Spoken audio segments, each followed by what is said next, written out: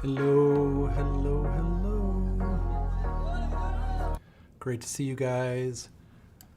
It is Tuesday, week 11 of the Catalyst program. It's great to see you. We had some earlier technical difficulties, so I decided I'm going to re-record this or re-stream it. So if anybody wants to join now, you should feel free to do so. Yeah, it's great to see you guys. We have a great couple things we're talking about today. You can see it right here.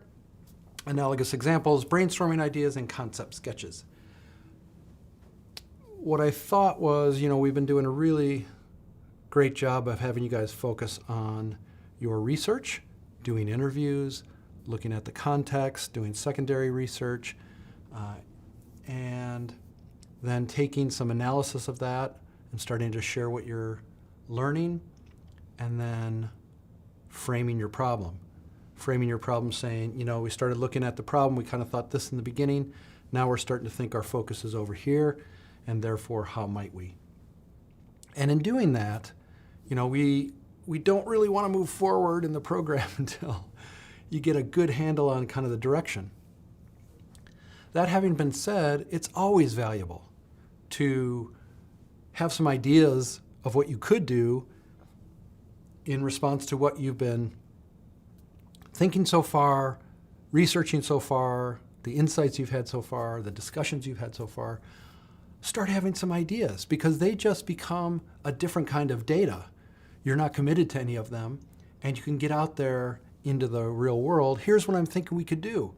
And if you can make enough of those and get enough of them from a variety of perspectives, a diverse and inclusive perspectives, you're going to be very well set up to enter your ideation and prototyping phase to try to solve this thing.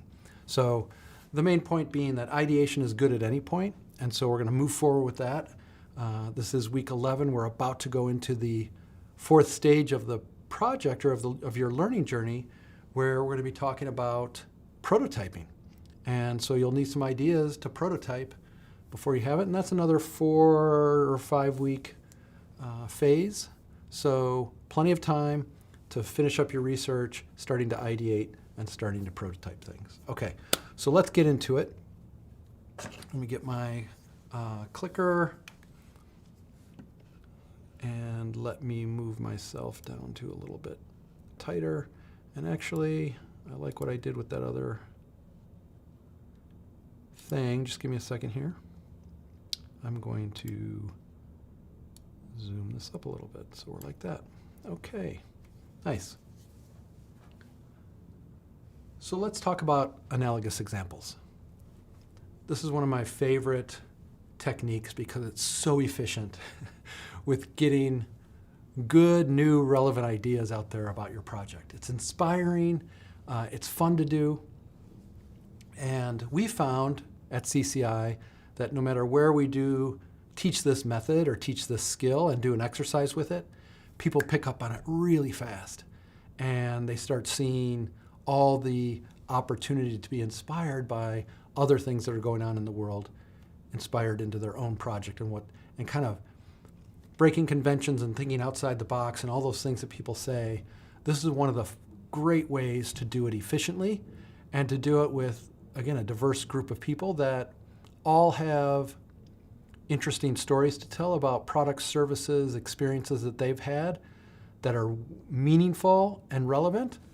And if we look at them, we can make them useful to our own projects. So that's why I love analogous examples. Let's get into what it's all about. So an analogy is a process of transferring information or meaning from one subject to another. So it's basically saying, hey, if I understand this subject or if I look at this thing, I can take something and transfer meaning from that to this. And it's frankly one of the primary ways we learn, that everybody learns. You learn something new by making it make sense compared to something you already know. Rare, and I don't know if it's even possible, do we learn something by not having anything to relate it to, right? And so analogies are a great way to think about new concepts, to think about the world, and to make more ideas and things relevant to you by making analogies. Now, an analogous example, this funny term we use for these things we use in Catalyst, is looking at solutions, experiences, products, services. It could be inside your industry, but often it's outside your industry. And identifying what makes those things interesting or what they do, and then asking, how can I make that relevant to my own situation and inspire ideas for us?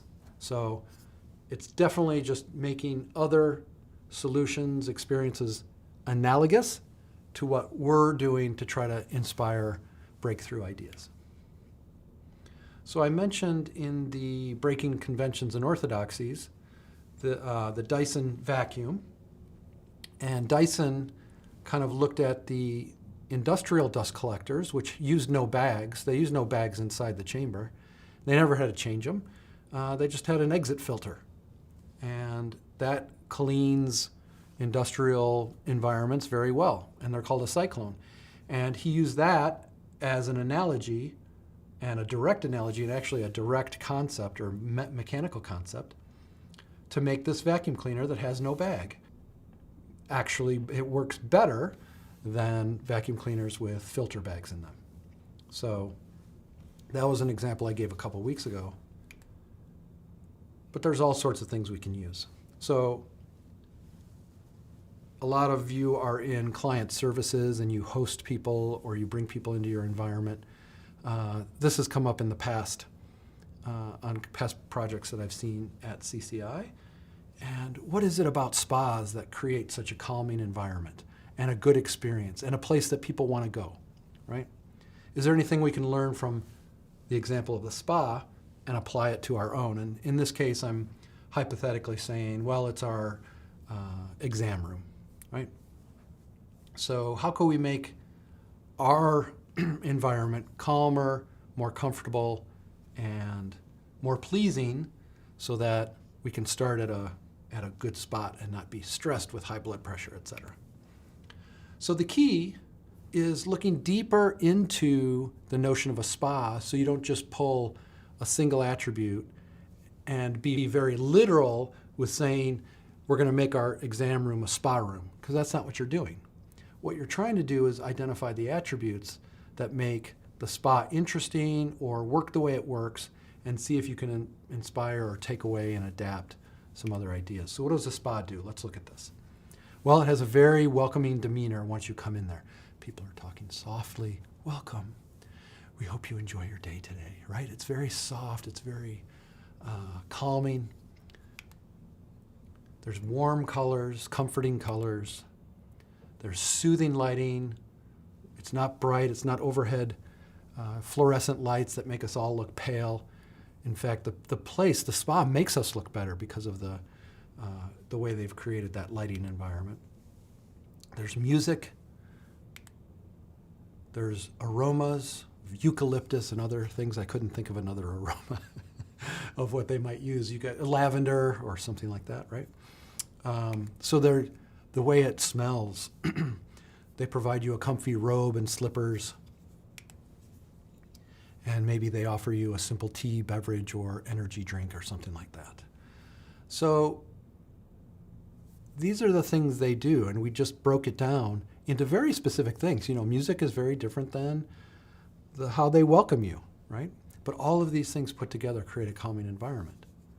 And make no mistake, no matter what environment somebody goes into, especially one they're not familiar with, their senses are heightened, and they're trying to figure out, is this a safe place for me to be? Now, I don't know about you, when I go into a doctor's exam room, I'm like, what does that smell? It's a very different smell. It's cold in here.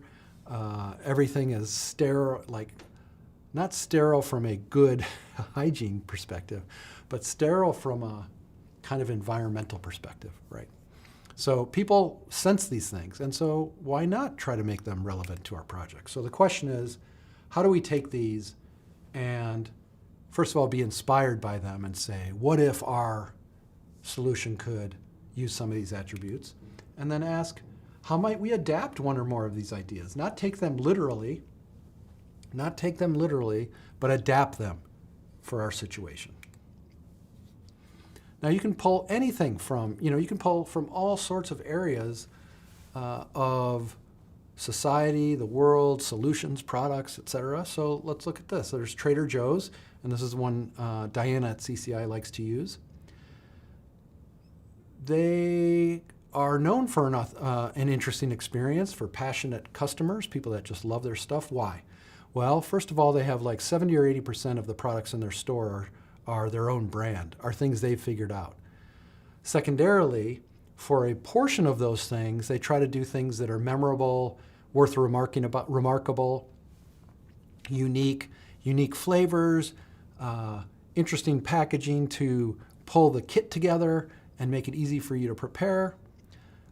The people that work there, this person, and everybody, and even looks like the customers right there, they're wearing Hawaiian or very colorful shirts. And so they have a direction of having kind of uniform clothes for the workers, but they make it in a fun way. So I'm sure the different clerks can find different colorful clothes and still have some of their own personality in the thing that they're wearing for work. And then finally, another thing that they do is they hide a small toy or stuffed animal in the store. And if a kid finds it, they get a prize from one of the employees. And they make a little event about it. Whoa! And they give them something, and it makes it fun. And you can tell why they've been thoughtful about doing something interesting. So that's Trader Joe's. So could we do any of those things? Could we adapt any of those ideas to our project? You might be interested in how can we create a more powerful and communicative environment in our facility? And how could we use some bold messaging that stands for something, that stands for what our culture is about, that stands for what we believe in? Here I'm pulling an analogy from the National Museum of African American History, and which just has incredible exhibits. And exhibits are a great place to look for interesting ways to communicate that uses both physical, visual, and typographical or graphics to communicate ideas or to message and to make you feel a certain way and make you understand things. So I draw on exhibits all the time as analogies and get inspired. Or maybe it's a local example that you know about, something a local entrepreneur, little shop or store does that's remarkable that you could use as an example with your team. So this is Kusana Cafe in Englewood, one of the roughest neighborhoods in Chicago. It's a nonprofit coffee and lunch shop, breakfast and lunch shop. But they do all sorts of programming that's about neighborhood healing. And it brings people in for yoga, meditative sessions, peace circles, stuff like that. Community events, actually community organizing. So they have, what are the latest things the community is talking about in terms of making civic progress. So they're combining a place for, coffee and breakfast and lunch with a role in the community of service and healing and civic engagement. So super exciting. And for me, examples like this always tell me that, if we're in this industry and we don't think we can do this too, it's just because we're not thinking broadly enough. Because if the context requires it, or if it's a good fit for the context, why not do it? Why not combine yoga with a coffee shop, serving the community? It can also be software applications or apps on your phone that do something interesting in an interesting way. The way they message or remind you, or this particular app is one I use. It's called Relax Melodies. And it allows you to compose your own background sounds for when you fall asleep. And they pull from all sorts of stuff, for everything from music to obviously nature sounds to white noise, pink noise, brown noise, stuff like that, chimes, street sounds.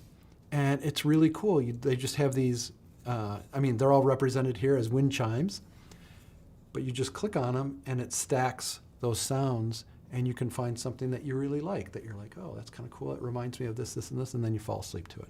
So examples like that you can pull and say, oh, I think it'd be interesting if we offered if people could better understand maybe social determinants of health services by this, combining these things and show how they pull together to really help me build out a full service package for me and my family, for example. So I just want to kind of keep emphasizing how easy it is to make analogies work for inspiration to your own project. As a kid, I loved the crazy little caricature, or they call it cartoon maps, that small towns did to show you where everything was, your walking tour, or stuff like that. And so as I was thinking about analogies of some of your projects and, how are we going to bring the community together? I mean, imagine producing a visual map, and it could be on the computer, it doesn't have to be a handout map, but imagine providing this caricature of the town with all the different services in it and doing humorous and fun things with that so that people engage with it and start to learn about it. And it doesn't look, again, so clinical or just pure information. People want to be engaged. And so I get inspiration from different types of graphics like this that bring, I mean, it's just a map, but it gives character to it. It gives, it has a chance to express the character of the town and the places that are in there. Okay. Or it could be from, other sectors, like in this case it's sports. And one of the teams and I were talking about coaching and regular feedback to try to improve performance. And I was just struck that it's interesting that in sports, the top athletes, all the way from the ones starting out here, all the way to top athletes, it never ends that you get daily, or whenever you're practicing, daily feedback on your performance. Do you think think about this. Do you think a football player or a basketball player or a hockey player or a baseball player at the top of their game,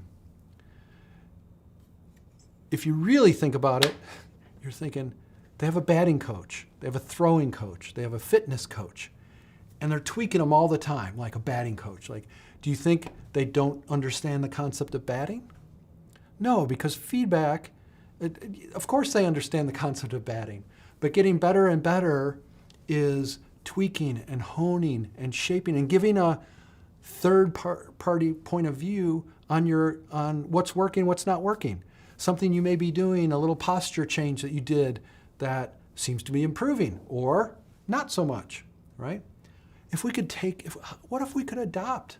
How might we adopt the feedback, the constant coaching and feedback that athletes get, that they give and get to each other or get from their coaches? If we could get that in a professional environment. Imagine that. Okay, so just realize that anything you pull from the world that might be an example has many attributes. And again, I'll say the key is to be able to identify those attributes and what makes it interesting, or what they're doing, or what the nature of it is. So there's lots of aspects that you could pull on, and what you have to do is itemize those and kind of look at the example and pull them out. And that's how you'll be inspired, because you'll get an idea of something that matches your problem context. So everything from how it's configured to the activities that occur, how people communicate, policies, even a simple detail that something's done. You notice a simple detail and maybe that's relevant. You could go into a place and notice that they just have a beautiful set of flowers and a welcome sign that might change as you come in there from time to time. Maybe they do ikebana flower arrangements with local flowers, or maybe there's somebody from the community that does that, and you're inspired by, like, why couldn't we do something special like that? I think it's interesting what people don't do, where you might expect them, how come they don't do that? And then they've chosen not to do it because for whatever reason, it might be inspiration. And of course, the role that technology plays. is always a big one. Like how people are using technology in interesting ways, there's always very cool examples. Okay, so a quick analogous examples cheat sheet. Identify something that's interesting to look at. Make a list of the attributes that are interesting from that example. Just write down what they do, what the nature of it is, just like I did with the spa example at the beginning. Now, discuss how one or more of those attributes could be inspiring to your project or why it's inspiring to your project, and how might you adapt it to play a role in your project. And I encourage you to think creatively and boldly, not in a timid way. Ask the questions of why not? Why couldn't we do something like that? What if we did something like that? You know, if it becomes inspiring, you're like, oh, well, that would be awesome, but we can't do it. Now the challenge is, if it would be awesome, but we can't do it, we have to unpack why you think you can't do it. And might have to do a brainstorm on that and elicit, here's all our assumptions about why we can't do it, but we haven't made any trade-off analysis. We haven't done anything to say, if we wanted to do it, what might it look like, right? So that's how you can have some decent breakthroughs. Okay. So we also have a method card, which you probably have the PDF of. The method cards are posted in the Catalyst Club. And of course, we gave out, I think, one set of, or maybe everybody got a method pack, maybe one per team last year at the workshop. So there should be an analogous examples one in that. Okay, so that's an analogous examples. If anybody's here watching live, feel free to say hi. Again, we had technical difficulties earlier. I'm going to take a drink because I'm getting parched.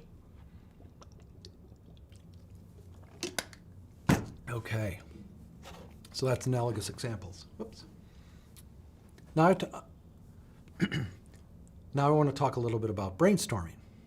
And most people are familiar with brainstorming, but the key, like the collaborative cycle, that people often get wrong is they don't follow the rules. And so a brainstorm is to bring people together to create as many ideas, possible ideas, not the one idea, not the right idea, not the answer, but as many possible ideas to a focused area of opportunity or challenge. Right? And that focused topic is really important to the success and breaking through kind of stereotypical ideas to get to ideas that have more value. So imagine combining analogous examples with a focused area for your project. You're going to get a wide breadth of ideas. Okay, that's going to try to break through to new ground.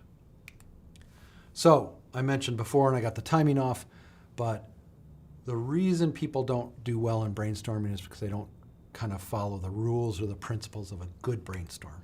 And what are they?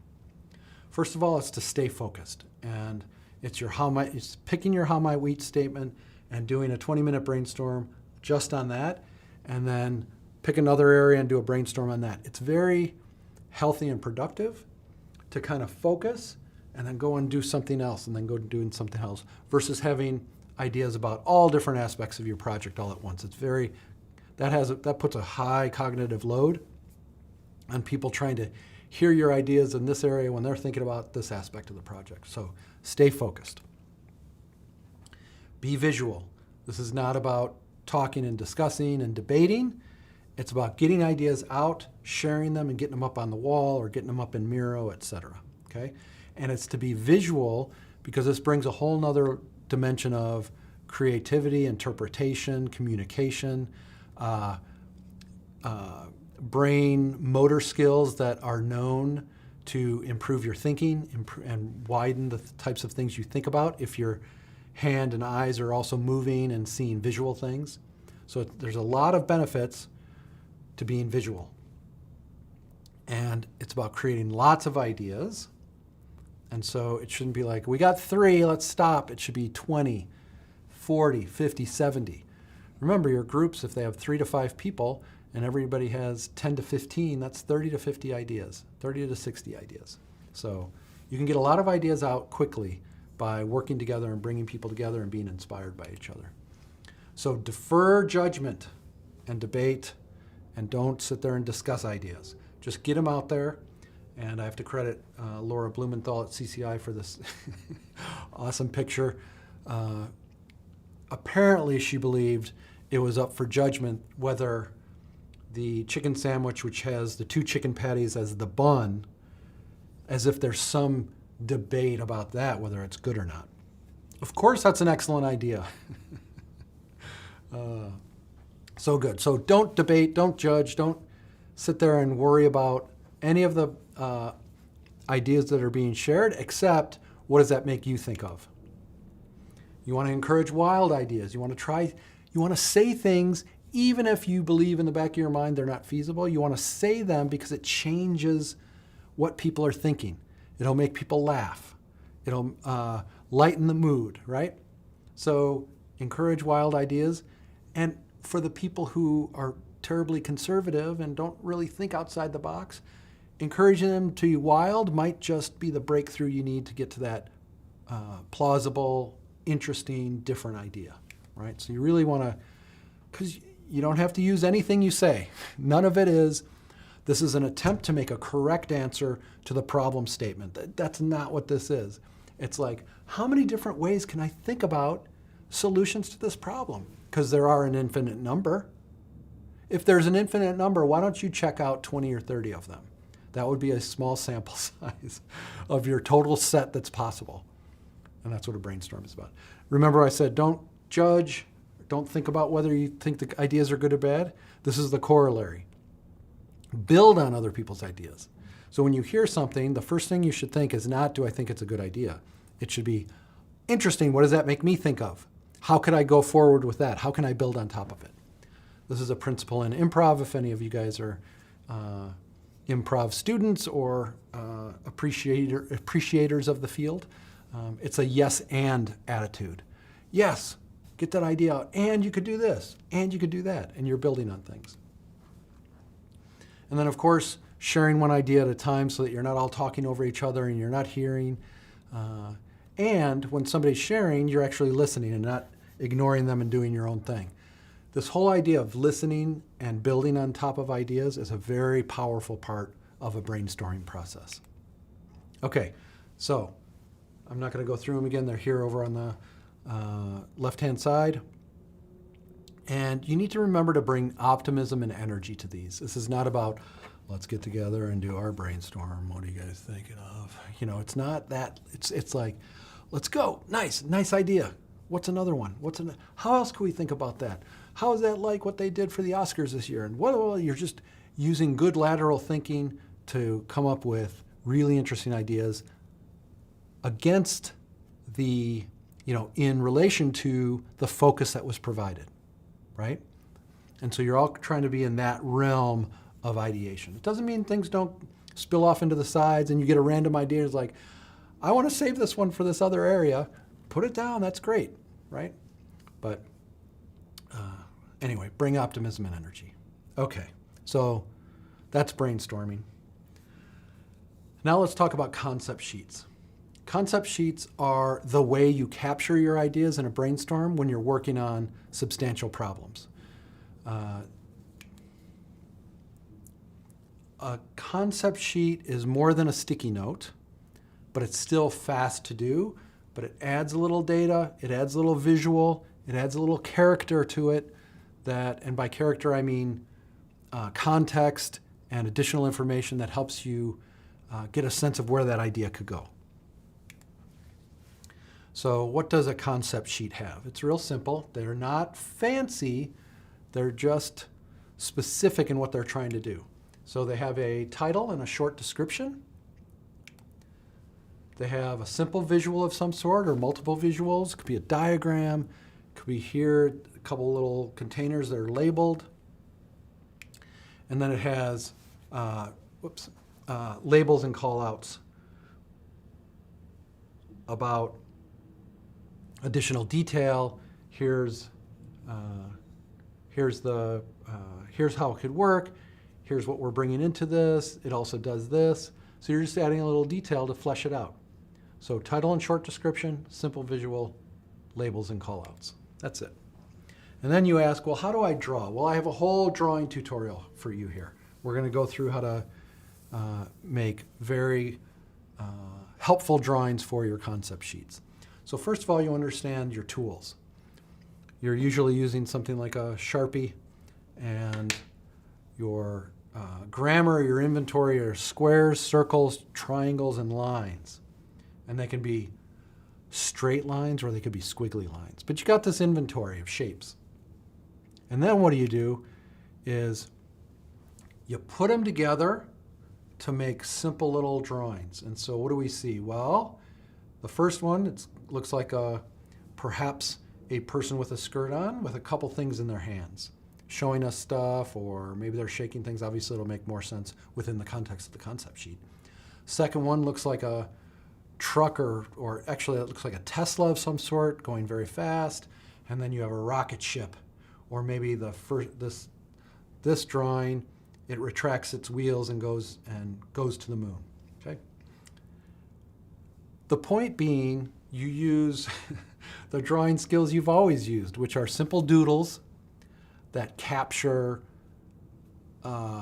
everyday objects that help illustrate what you're talking about.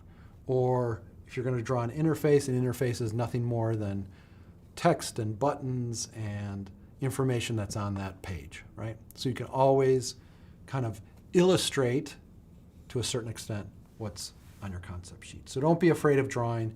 And again, like I said, it improves the kind of thinking you can do when you're drawing little fun doodles and everything with your concept sheet. So it's got real practical value. And if you're not convinced, here's a group of catalysts at their second workshop, maybe? Yeah, I think this is their second workshop. They've just been introduced to concept sheets, and now they're in a 20-minute start drawing your ideas. And this is a little video. It's only about 10 seconds long. But what I want you to see is that there were 20 tables at this workshop. And here's one table, and everybody is sitting shoulder to shoulder, and they're focused on getting 4 or 5 of their own ideas down onto paper, onto concept sheets, before they start sharing with each other. So let's look at, oh, and if you see, let's see if this works. See that? That's probably the focus. He's drawing the concept that's coming out of some of the earlier brainstorming ideas. Okay, so let's just watch this quick. Look at all the Sharpie markers going, the different kinds of things people are drawing. Tables, diagrams, stick figures.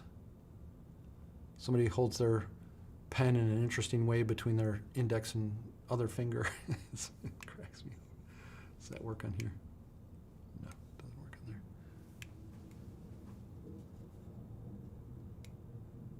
Yeah, look at how he's holding that. Down here are there's the stick figures. Can't tell what those things are. They're simple ideas, though. Everybody just drawing. Everybody just capturing their concepts. So you can do it. That's my main point here. Okay.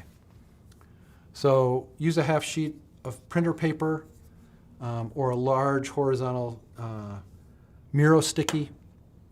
Write a catchy title. Draw a simple picture. Annotate it with key points. Share and post it. Now, I will say that if you're using a collaborative, you're in digital remote collaboration, you could decide, okay, we're going to do this in Google Sheets, or we're going to do it in Miro and try to do our concept sheets in Miro. I think you'd have to be pretty good to do it both, not even well, but to do it and to be prolific with it. And I really encourage you just go to your printer or your whatever you have, and get some printer paper and cut it in half and just do it here on your desk, right? Just do it here on your desk. Can I pop over here real quick? Does that work? Yeah. So give it a catchy title, right? Maybe a little description. Here's my idea. I'm thinking this and this and this. And let's go back to the whole idea of, this is a map or something, a map with community locations that we think people should visit, or if they visit all of them, they get a prize. But they've visited and done get to know you. Maybe it's a Saturday or a weekend. Get to know the social services in our community. And it's a walk. It's a, community walk. So anyway, what does a map have? Well, a map has things that look like roads, and it has a cartoon map, like I said before in my analogy. Maybe there's a little sports thing over here, and over here there's a cool place, a building, and over here there's a park where people hold yoga. So I'm gonna draw like a area with yoga mats on it. Look at how crude that is, right? And then I go park yoga. I go community map or community walk. Get to know you walk. Sports. Maybe this is behavioral health or meditation. Yeah, that's what it is, meditation. And so the catchy title would be something like, it actually would be the community walk map or something like that. So there you go, in a matter of, a couple minutes, maybe a minute, even while I'm describing it to you. And then what I would do is actually, I would do those on paper, and then in Zoom or whatever you're using, Microsoft Teams or on Google Meet, just hold them up and talk about it. The Sharpie marker allows you to see through it, so you can actually see what you're describing. Kind of makes it good, right? So the only point there is to maybe not rely on trying to draw things inside the computer using a crude tool like a mouse, but actually just do it locally with a pencil or a pen, a Sharpie marker, and then share it. And then you can take a picture of each one of them and upload those pictures into Miro. Wouldn't take that long. Okay, so that's concept sheets. Where are we at? I need my clicker. There it is. So that's concept sheets. Okay, and I think with concept sheets, that's the 3 lessons: analogous examples, brainstorming ideas, and concept sheets. I hope you enjoyed this. Apologies again for the difficulty earlier, but you should be, this week, run a brainstorm, even if it's just with one other of your colleagues. Don't forget to include multiple stakeholders, even in this stage. Don't keep it just in your own team. Maybe invite 2 or 3 community members to brainstorm with you and talk about what you've learned. I can imagine a number of your projects that would be totally relevant. So hope that was helpful. Be inspired with the analogous examples. Brainstorm like crazy with the rules in brainstorming, and then capture your ideas on concept sheets. Okay, we'll see you guys later. Hope this was helpful.